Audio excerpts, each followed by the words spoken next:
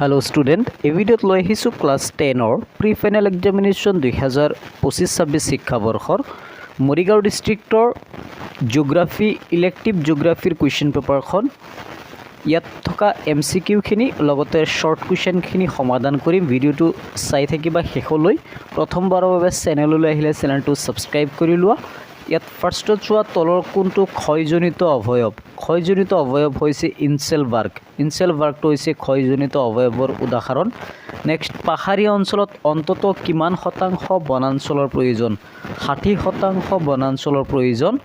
Option C নম্বৰটো, কিয় পাহাৰীয়া অঞ্চলত মাটি ক্ষয় ৰোধ কৰিবলৈ 60% বনাঞ্চল থকা উচিত? পৃথিৱী পৃষ্ঠত প্ৰায় কিমান নিযুত বৰ্গ কিলোমিটাৰ ভূমি আছে?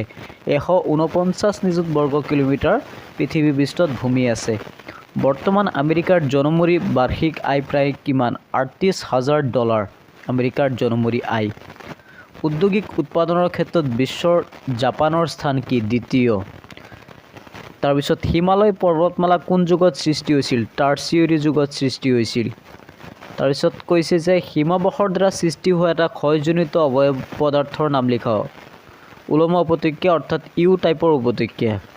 মধ্য অক্ষাংশ গাঁথনিত প্ৰধানকৈ কোনবিধ মাটিত পোৱা যায়? চাৰ্নোজম মাটি, যি মাটি খেতি বাতিৰ কাৰণে কৃষি কাৰ্যৰ কাৰণে উপযোগী। এটি কেন্দ্ৰীয় অঞ্চলৰ উদাহৰণ দিয়া দিল্লী অঞ্চল বা গুৱাহাটী অঞ্চলো লিখিব পাৰিবা। ব্ৰাজিলত পোৱা গাঁথনিবোৰৰ নাম লিখা। ব্ৰাজিলত পোৱা গাঁথনিবোৰক কম্পোজ বুলি কোৱা হয়। জাপানৰ প্ৰাচীন নাম কি? জাপানৰ প্ৰাচীন নাম হৈছে নিম্পন অৰ্থাৎ সূৰ্য উদয়ৰ দেশ। ভাৰতৰ স্থল সীমান্তৰ দৈৰ্ঘ্য কিমান? 15,200 মিটাৰ হৈছে ভাৰতৰ স্থলভাগৰ দৈৰ্ঘ্য। সমজাতীয় অঞ্চলৰ অৰ্থ লিখা। যি অঞ্চলত একেধৰণৰ ভৌগোলিক বৈশিষ্ট্য থাকে তাকে সমজাতীয় অঞ্চল বোলে। অৱনমন বুলিলে কি বুজা?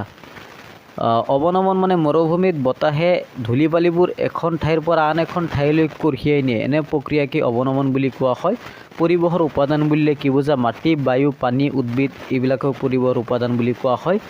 বায়ু প্ৰদূষণৰ দুটা কাৰণ: যান বাহনৰ ধোঁৱা, ঔদ্যোগিক কাৰখানা আৱৰ্জনা, ঔদ্যোগিক কাৰখানাৰ পৰা ওলোৱা নিৰ্গত হোৱা ধোঁৱা, এইবিলাক কাৰকে বায়ু প্ৰদূষণ কৰে।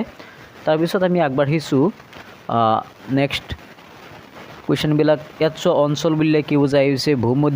ভূমধ্য সাগৰীয় অঞ্চলৰ দুটা বৈশিষ্ট্য, এনেকৈ 2 নম্বৰীয়া কুৱেশ্যনবিলাক দিয়া আছে।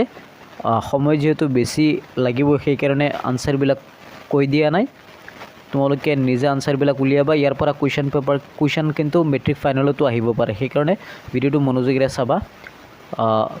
ইয়াত চোৱা তাৰপিছত 3 নম্বৰীয়া কুৱেশ্যন কেইটামান আছে, 4 নম্বৰীয়া কুৱেশ্যনবিলাকো আছে। 4 নম্বৰীয়া কুৱেশ্যন 3টা আছে। গোলকীয় উষ্ণতা বৃদ্ধিৰ অৰ্থ কি? ইয়াৰ মূল কাৰণসমূহ উল্লেখ কৰা। হিমবাহ কেই প্ৰকাৰ আৰু কি কি? ইউৰোপ মহাদেশৰ ভৌগোলিক বৈশিষ্ট্য। তাৰপিছত আমেৰিকা যুক্তৰাষ্ট্ৰৰ কপাহ আৰু মাকৈ বলয়ৰ বিষয়ে এটা চমু টোকা লিখিব লাগে। 34 নম্বৰত আছে ভাৰতৰ অৱস্থিতি আৰু আকাৰৰ বৈশিষ্ট্যৰ বিষয়ে আলোচনা কৰিব লাগে। মাৰ্ক আছে 5। নেক্সট, ভাৰতৰ মানচিত্ৰ অংকন কৰি তাত তলত দিয়া ঠাইবিলাক চিনাক্ত কৰিব লাগে। নৰ্মদা নদী, ইটানগৰ, হুগলী অঞ্চল। প্ৰকল্পত আছে 10 মাৰ্ক। এইখিনি আছিল মৰিগাঁও ডিষ্ট্ৰিক্টৰ ইলেক্টিভ জিঅ'গ্ৰাফিৰ কুৱেশ্যন পেপাৰখন। নেক্সট ভিডিঅ'ত যিসকল এডভান্স মেথছৰ ষ্টুডেণ্ট আছে সেইসকলৰ কাৰণে মই ভিডিঅ' আপলোড কৰিম, তোমালোকে চাই ল'বা। গতিকে যদি প্ৰথমবাৰৰ বাবে চেনেললৈ আহিছে চেনেলটো ছাবস্ক্ৰাইব কৰি লোৱা। এনেধৰণৰ ভিডিঅ' তোমালোকে পাই থাকিবা। নেক্সট জেনেৰেল ছায়েন্স, মেথমেটিক্স, অসমীয়া ইত্যাদিৰ কুৱেশ্যন পেপাৰ লৈ আহিম। আজিৰ কাৰণে ইয়াতে সামৰিলোঁ। সকলোকে ধন্যবাদ জনাইছোঁ।